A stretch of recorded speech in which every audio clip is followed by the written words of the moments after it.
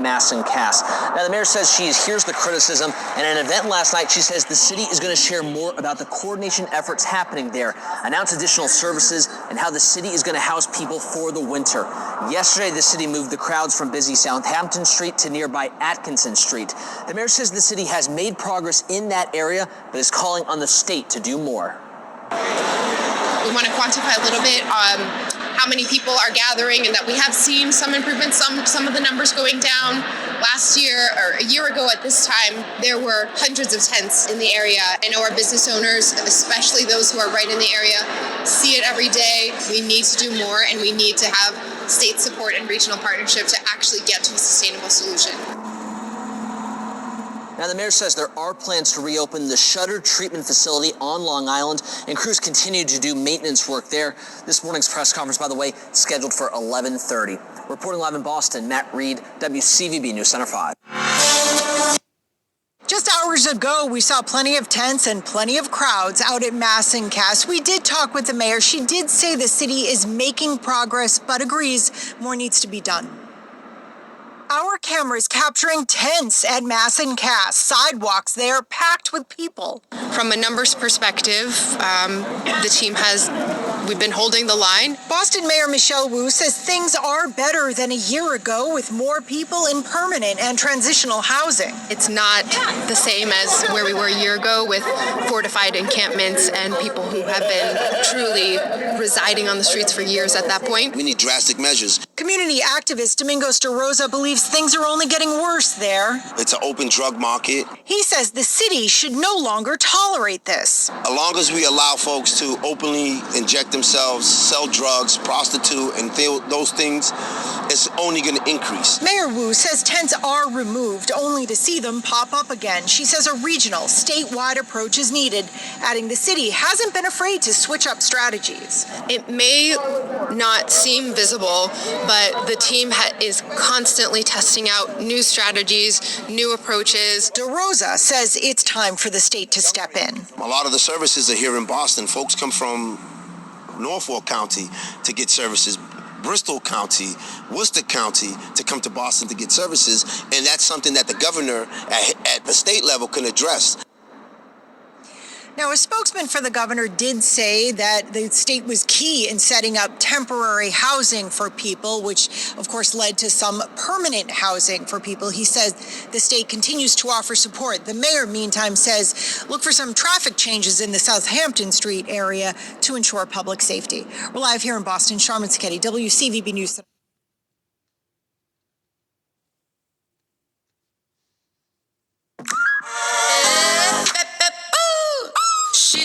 She the best when she Mayor Wu, and what's been happening is people living out here on Southampton. We spoke a short time ago with Mayor Wu, and what's been happening is people living out here on Southampton Street, they were packing up their things around 9 a.m. this morning and then moving them to the nearby Atkinson Street. Now, the city says the move is happening for two main reasons. Southampton, it's a very busy street, and there have been several close calls with people almost being hit by cars. The mayor says the second reason is that putting the people on Atkinson Street, they're closer to the engagement center where case managers and volunteers can try to get them into permanent housing or substance abuse treatment.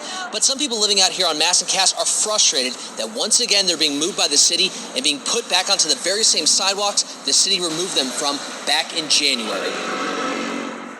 How do you explain to the people that 10 months ago we literally removed them from Atkinson Street and now they're going back? 10 months ago, we removed an encampment that was spread across multiple parts of this area. The whole Newmarket Triangle had hundreds of tents lined up, and we were able to implement a housing surge and have since seen more than 200 people stabilize and in housing. I know it's hard to look at sometimes for normal people, but just try to remember that we're people too, and hopefully moving forward we can get everybody over here some help, and I think it'll be better for everybody. Now, there's a large police presence down here, but we didn't witness any arrests. The city says the tents will not be allowed on Atkinson Street, but we did see people lifting up their tents on Southampton and literally carrying them around the corner. And you're looking out here live, that is Southampton Street, so you can see the area is clear right now, and the mayor says it will remain that way. But again, just right around the corner on Atkinson Street, that is where they are. The mayor also adding that the city every single day works to remove tents from this area. Reporting live on Mass and Cass, Matt Reed, WCVB News Center 5.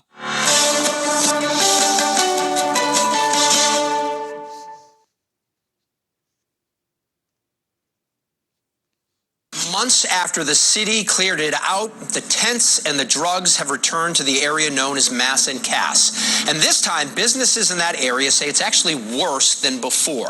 WBZ's Tiffany Chan shows us why. If you walk around the park, you're going to find countless needles. You can hear the frustration in Domingos DeRosa's voice looking out at Clifford Park in Roxbury. The field is about a half mile from the encampments that have returned to Massachusetts Avenue and Milnea Cass Boulevard. It won't take long to find the evidence of homelessness and addiction where DeRosa teaches Pop Warner football. I don't feel safe anymore because, again, a lot of these individuals are hallucinating.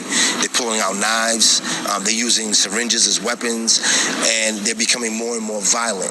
Despite attempts by the city to clean up Mass and Cass, the throngs of people have returned with their tents and umbrellas. Boston Mayor Michelle Wu's office says the warm weather brings more of the homeless outdoors, many openly using drugs as crews try to clean up the trash left behind. Businesses in Boston's South End say it's pretty disheartening because the situation on Mass and Cass about a mile away hasn't gotten any better. They've cleaned it up, and then the next day it's right back out there again. We do have a lot of people coming in and into the alleyways and going to the bathroom and still leaving a lot of needles there. Since we spoke with the sandwich shop owner a couple years ago, Nicole Leo says she's still finding syringes in her planters. Officials describe this as a humanitarian crisis. Residents and business owners alike are losing hope for a solution. Do you think anything's going to be done in the next 2 years? I don't know. Look how far we've gotten, really not very far in the last few years.